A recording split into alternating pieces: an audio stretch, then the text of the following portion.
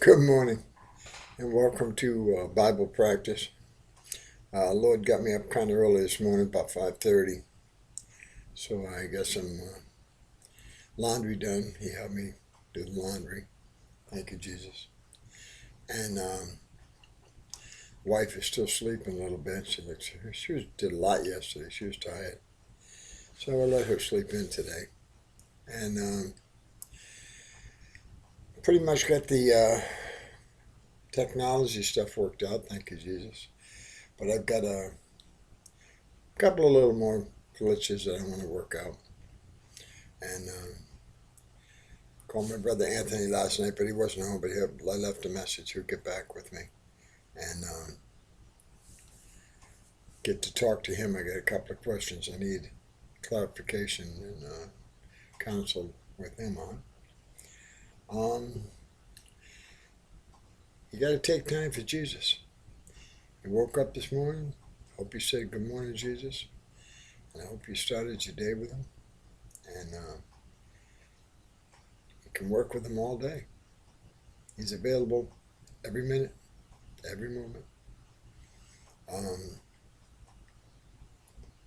But we just get sucked into the world so quickly, and yet he would prefer us to be sucked into his world quickly so he can protect us and guide us and direct us and teach us the things that we need to really know, not the things that we think we really need to know. But that's why I do this, and I call it Bible practice. And I keep telling my brother Anthony I'm going to start. I have another Gmail account called Corky Row Fellowship, which we've got this area. I live in Fall River, Mass, and there's this area within the city called Corky Row. It's quite a large area, but I live in one little section of it, and the Lord put me here. I had no direct, knowledge of why He put me here, but little hints and pieces as they come along let me know that I think pretty much He's got me here well, I know He's got me here for His good purpose. And if I take this time and spend it with Him, He'll begin to show me more and more what how to really work for Him and not for ourselves, what we think the Lord wants us to do. Because it should be what the Lord really wants us to do. And I was reading something in one of the inspiration books I read too, beside the Bible. He said that people do an awful lot of work in His name, and it's really not the work He wanted done. And they don't realize it. And so they got to take some time. Jesus is the teacher. We are not the teachers. He can use us to teach through, but we're not the teachers. He is the teacher. And the Bible points us right to Him. Once you find Him, or become really born again by His Spirit, then He teaches you everything. Keeps you safe. Still going to have problems? Yeah. Still going to make mistakes? Yeah. Still going to feel sad sometimes? Yeah. Still going to feel ecstatically happy sometimes? Yeah. All those things, because Christ is all. So, but the bottom line is you're totally safe. The everlasting arms underneath. So when the bottom falls out of your life, His hands just come out and grab you and hold you back up.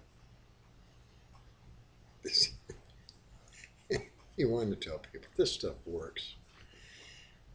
It really does. But the way it works is how, if you relate it to the world, people become great business people by thinking about business, working with business, developing businesses, learning about business, practicing business, all about business, business, business, business.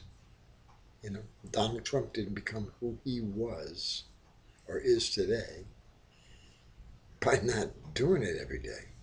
Of course he did. The great sports people that we revere, they didn't become great sports players by just sitting back at home going, yeah, okay, I'm a good basketball player, I'm a good baseball player, I'm a great football player. No, they played football every day. They played basketball every day. Every day. Not once a week, not twice a week. Every day, and probably most all the day.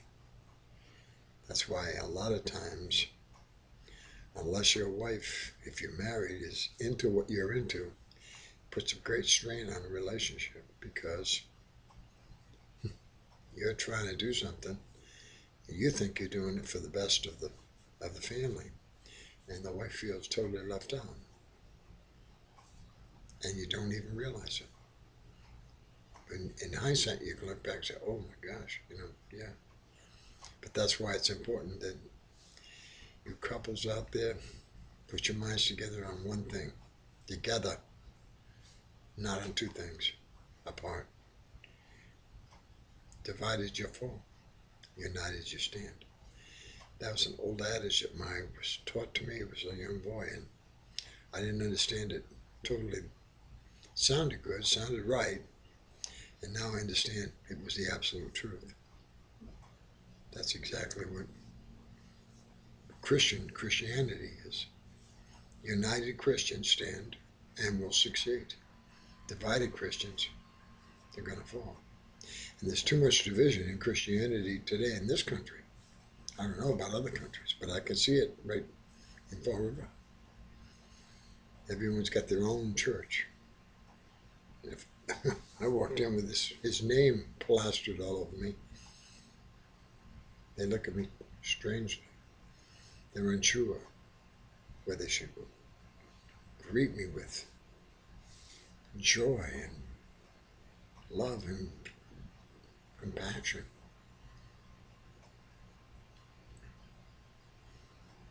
I'd like to find some people that would actually put his name on them. Then want to get together every day, as much as possible every day. Because, the Lord knows we have to work. I'm retired, so I don't have to work. I work strictly for the Lord now. But other people, and then we have families. I mean, I have a wife. She needs some time too. And I don't give her, I wish she'd spend more time with me, with Jesus. You know, but she has her things, and that's why I did all the technology, so she could have the things that she enjoys in this world with her. There's a couple of things I still got to work out so she can have them. And I, if she likes them, I think she'd be more Jesus, but that's me. Okay. Am I right? Yes, I am right. Is she right for herself? Yeah, she's right. Okay. Works. The TV, you can see it behind me. We had to compromise. I plug it or mute it. She has headphones or earbuds. She listens to it that way. She has her favorite shows. It's too much of a distraction for me. I don't watch a lot of TV. It was very frustrating just doing the technology part. I can, God's blessed me with a mind that can understand some of this stuff. Not like the kids can today. Phew, they're way beyond me. But, he has given me some knowledge in it, but it was frustrating for me because I don't want to watch this stuff. She does. So, the Lord does that for us too, though. Think about it. He helps, He knows some of the things we like. He knows that, not some of the things, excuse me, Lord. You know everything. You also know what's good for us and what's not. And sometimes, you know, you might give us a little bit of the not in the right way that is not going to harm us, just to as a little reward for something that we might have done that you knew that we needed to do. But for the most part, you know exactly. That's what people need to do. They need to turn their whole life over to you. That's tough. In this world, I'm trying it, but I find it very tough. Very tough. You know, I mean, we have our family, kids, jobs, you know, and these things are important. The Lord knows they're important. He wants us, you know, to do them right. I mean, He doesn't want us to skip through. And sometimes I think I put others aside when, you know, I shouldn't. Thinking that, well, I should spend all my time with Jesus, which I believe I should. And actually, in the Bible and other books I've read too, like, if you give your family and your things to Him, He takes care of them. But we have to step in there because we think we can do it better than Jesus. We're always better than Jesus in some areas. Oh, yeah. I know what these people want. I know what my wife wants. I know what my kids want. And I know He's sitting right here. And I believe He, when these situations come up, He just sits and goes,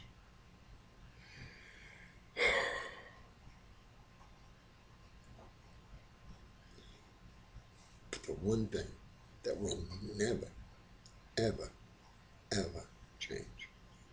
He loves us. Therefore, He'll tolerate our problems and our misconceptions and our sins because He died for that. So, and the only, if there was a requirement, and really God's love is unconditional, but if there was a requirement, it's simply thank you and praise you, God. That's it. Talk about simple. Thank you and praise you. You couldn't say it enough. You could wake up every day and start saying that until you go to sleep. Wake up the next day and do the same thing and dream about it in your sleep. You still wouldn't say it enough. Thank you, Jesus. Praise you, Lord. Okay, I sang happy birthday this morning, Tom. Yeah, that's my quest for the year. Every day, sing happy birthday to Jesus. I love my Christmas tree out because the Christmas tree is a great symbol for Jesus because it's everlasting green. It's always green. God made that as a symbol. Not He made it as a symbol. Maybe for His Son. And it's always green. Somewhat winterful. Yeah. Praise God. Thank you, Jesus. All right, look at what have I talked to? 13 minutes, almost 14 minutes today. Ooh, I should talk 44 hours.